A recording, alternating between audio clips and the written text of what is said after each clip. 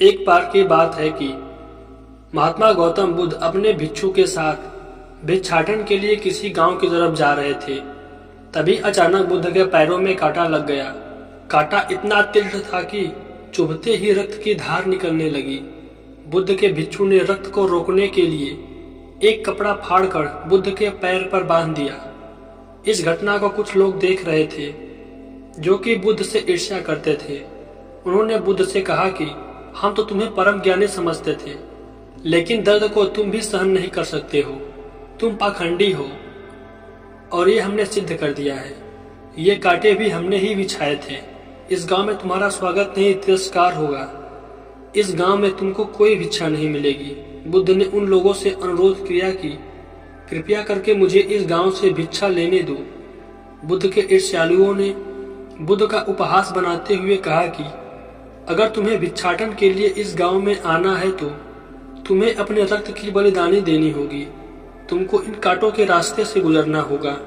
भगवान बुद्ध ने उनकी चुनौती को स्वीकार कर लिया और कांटों के रास्ते पर चलने के लिए अपने कदम बढ़ाने लगे। बुद्ध मुस्कुराते हुए कांटों पर चलने लगे। बुद्ध के साहस को देखकर गांव वाले चकित रह गए। कुछ लोगों की आंखें तो फटी की फटी ही रह गई।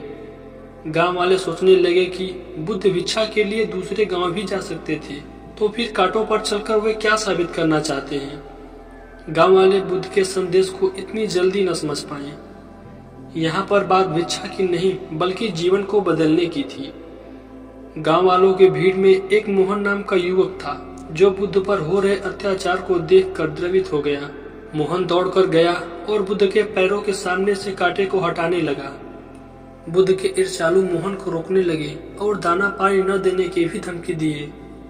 मोहन ने किसी की बात न सुनी और कांटों को हटाते हुए बोला, हे भगवान, आप इन लोगों के लिए अपने आप को कष्ट मत दीजिए। आप गांव में प्रवेश कीजिए। बहुत सारे लोग आपको भिक्षा देने के लिए आतुर हैं। बुद्ध ने मोहन को अपने पास बुलाया और आशीर्वाद देने लगे। मोहन पीछे हट गया और कहा, हे भगवान, आप मुझे छू करके अपने आप को अपवित्र न करें।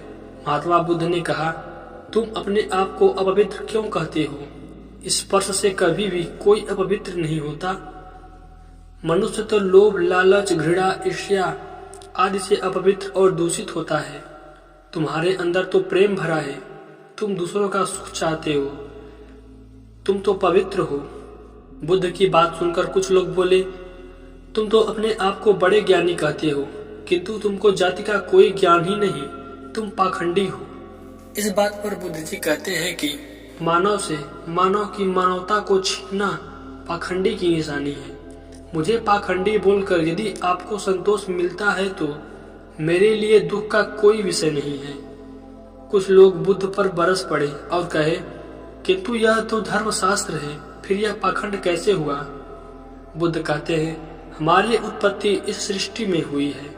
नदियों का पानी समान रूप से सभी का प्यास बुझाता है। खुले जंगलों की हवा भी भेदभाव नहीं करती। खुला आसमान हमारे पिता के समान हमारी परवरिश करता है। सृष्टिकर्ता ने भी कोई भेदभाव नहीं किया है। फिर हम इंसान कौन होते हैं भेदभाव करने वाले? मानव मानव में भेद करके अपने संबंधों को बिगाड़ता है। और बुद्ध जी के इस वचन के बाद सारे ईर्ष्यालु बुद्ध जी से क्षमा मांगने की याचना करने लगते हैं और कहते हैं, आप हम जैसे नीच को अपने शरण में लेने की कृपा करिए भगवान।